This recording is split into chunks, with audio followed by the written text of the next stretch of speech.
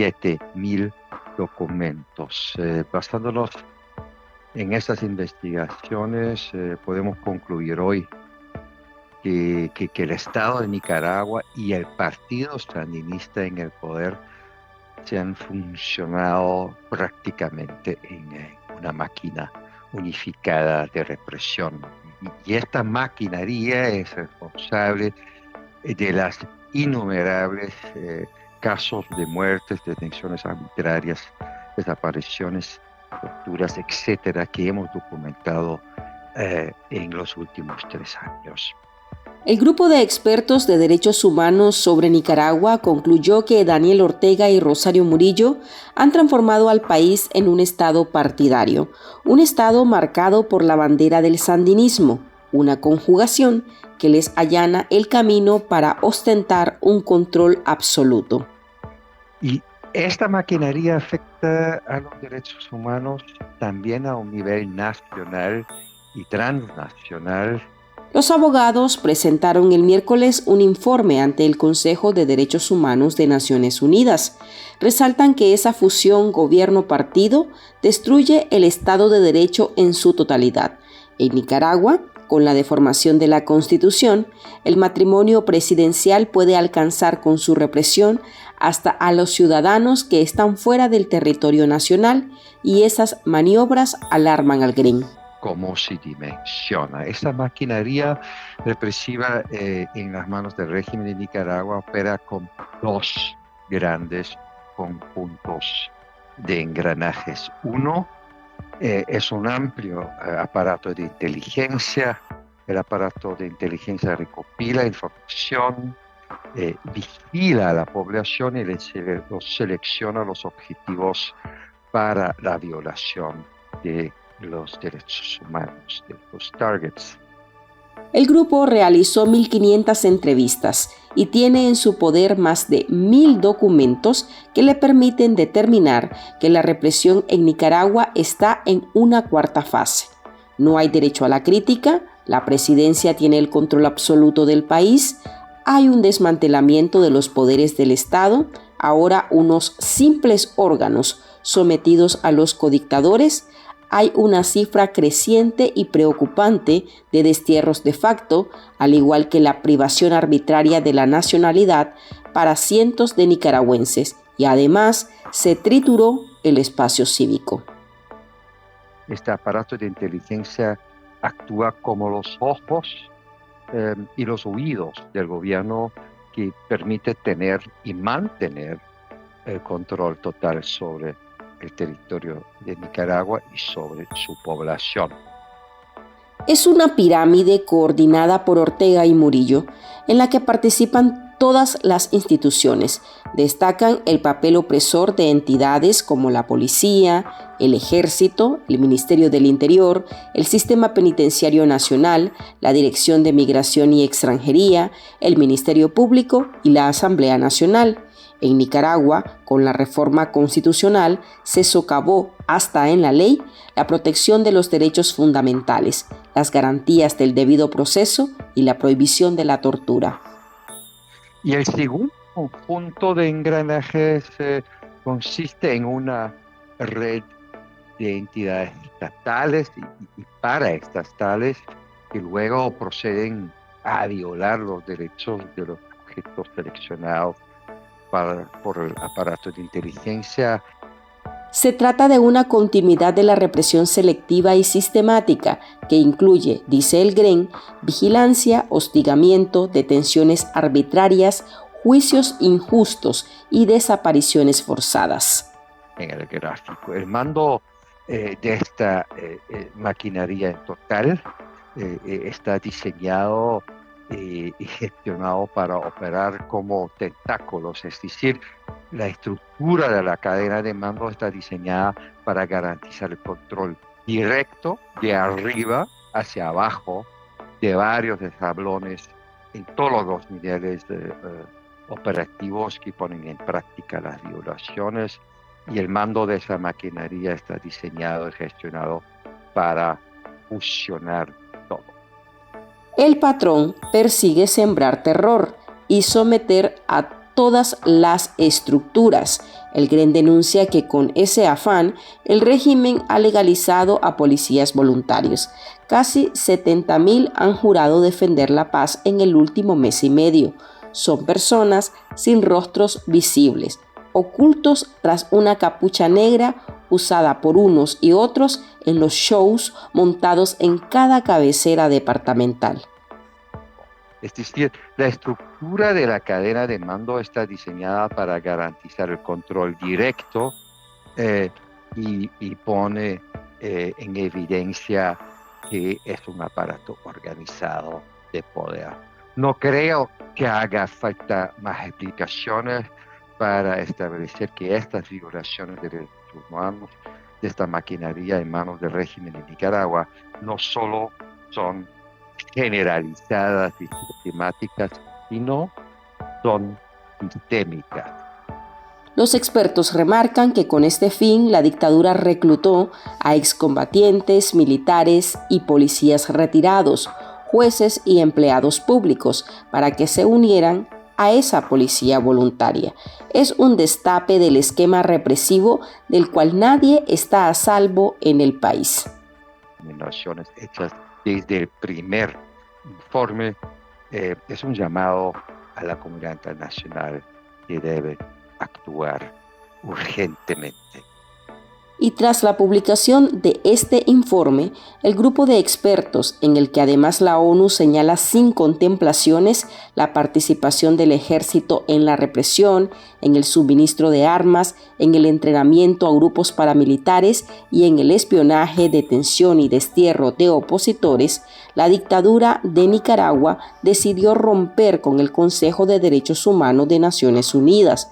Rosario Murillo anunció personalmente que su régimen no seguirá más en esa instancia y acusó al GREN de publicar un informe con falsedades, mentiras y calumnias.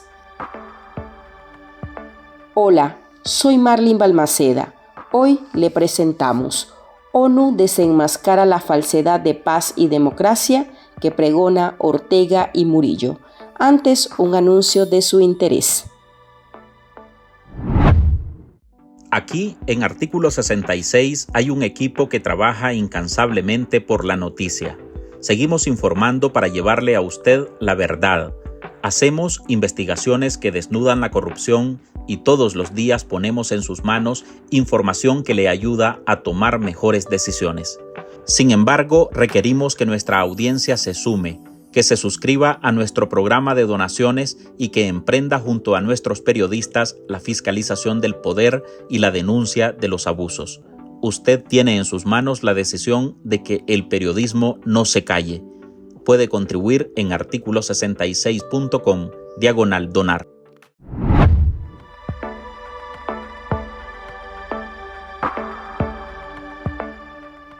Este jueves nos acompaña el abogado, defensor de derechos humanos y miembro del Centro de Asistencia Legal Interamericano, Dani Ramírez Ayerdis. Gracias por estar con nosotros. Hola, muchas gracias a ustedes por invitarme. Siempre estoy a la disposición de conversar estos temas que son de interés de toda la población nicaragüense, que esperamos democracia, memoria, verdad, justicia y reparación para nuestro país. El informe presentado por el GREN determina que en Nicaragua continúa operando un Estado represor junto a cadenas de mando. ¿Cómo desmantela esta actualización la narrativa de paz y bienestar que promulga el régimen Ortega Murillo?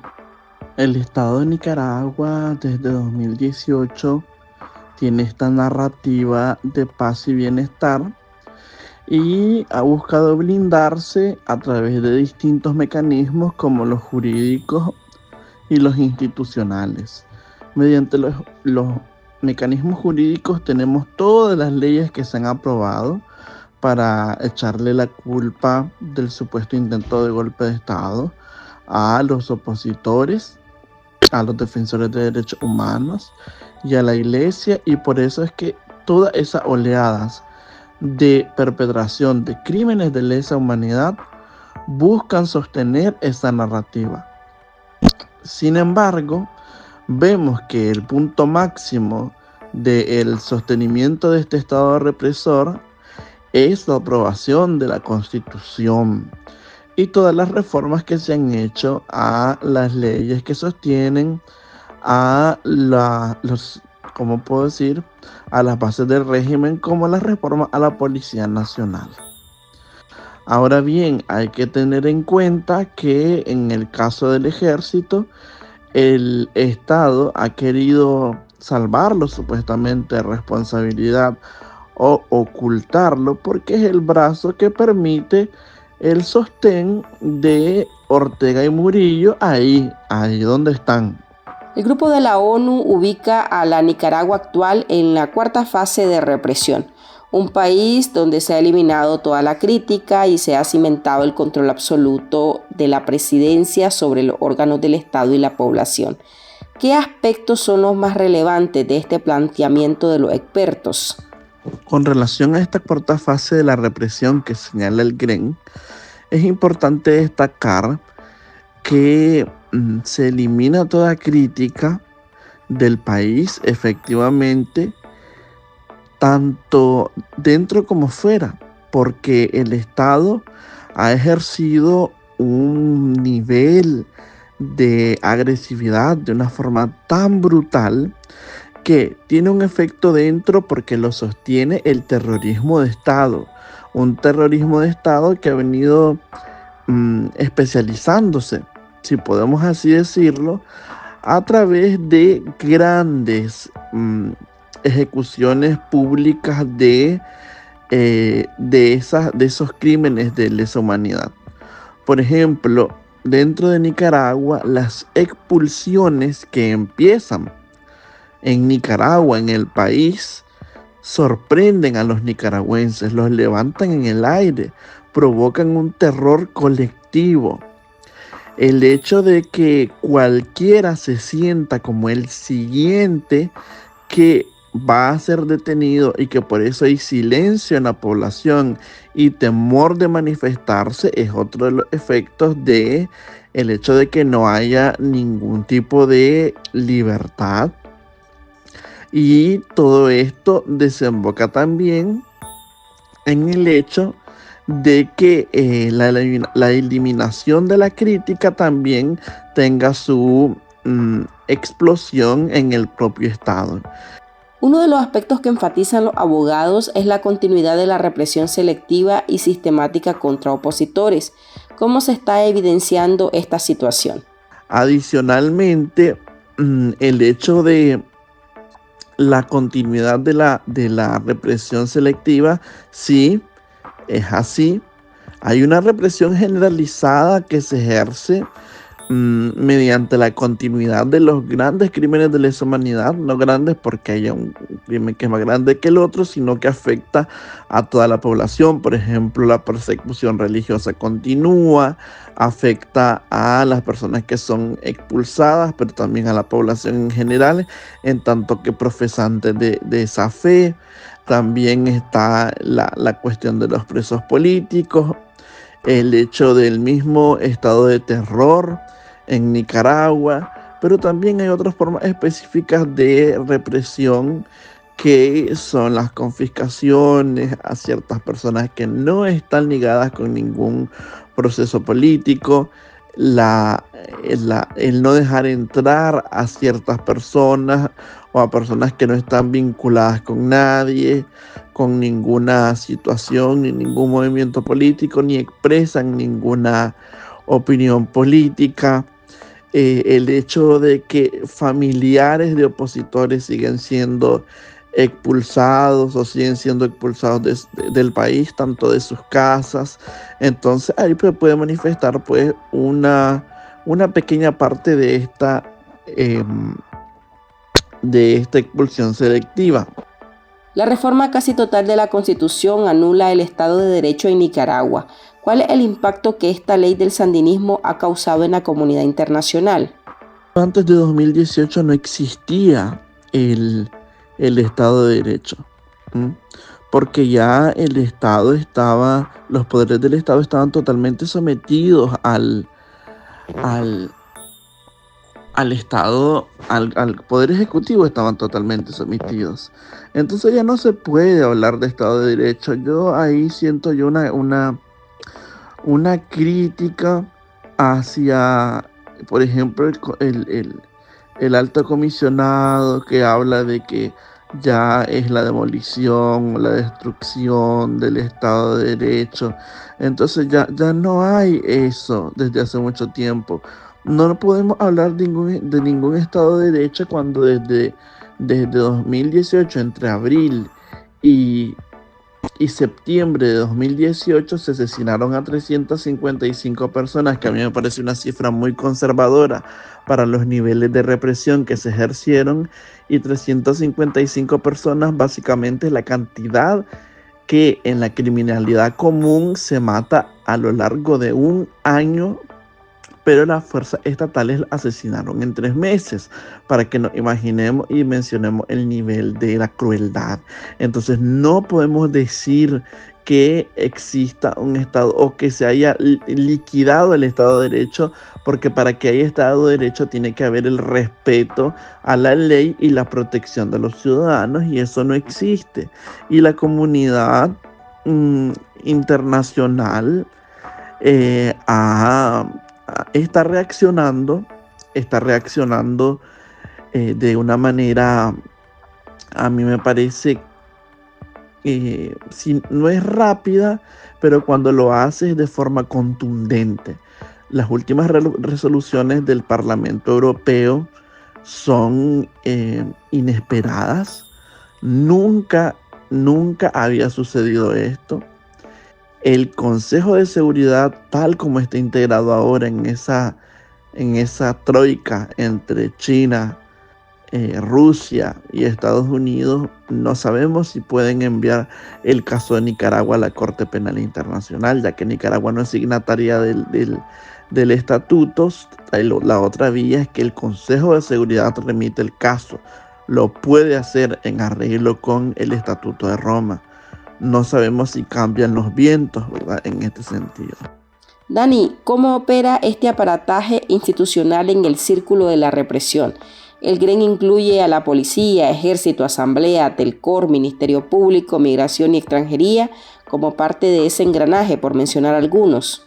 El aparataje internacional de represión opera en primer lugar centralizado en el Poder Ejecutivo.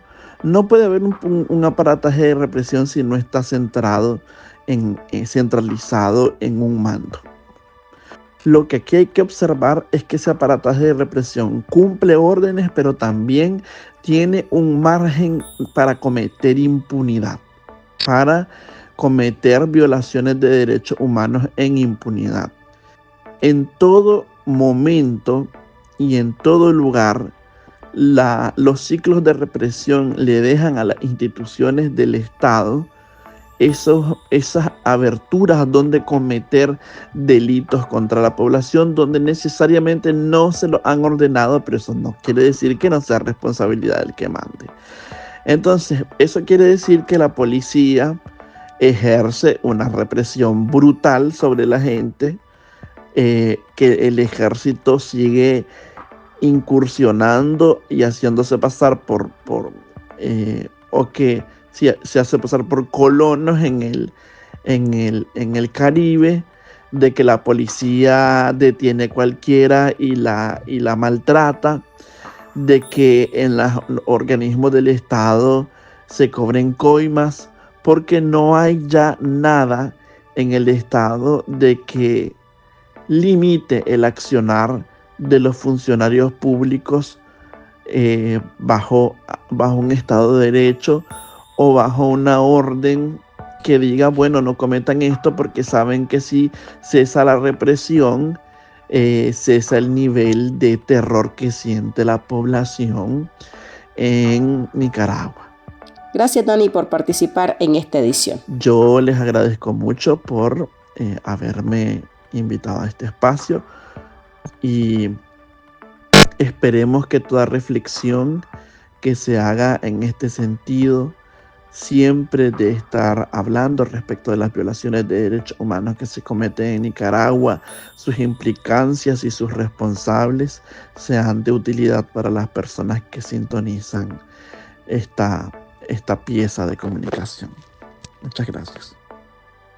Hasta aquí llegamos con esta edición de nuestro podcast ahora de este jueves. Recuerde que en Artículo 66 seguimos comprometidos con investigar la corrupción y publicar los hechos que nos afectan como país. Usted lo puede hacer con nosotros. Su aporte a este medio de comunicación es valioso y puede dejarlo en articulo66.com/donar. Soy Marlene Balmaceda, nos oímos en el próximo episodio. Este podcast es un esfuerzo periodístico de Artículo 66. Síganos en articulo66.com y en todas nuestras redes sociales.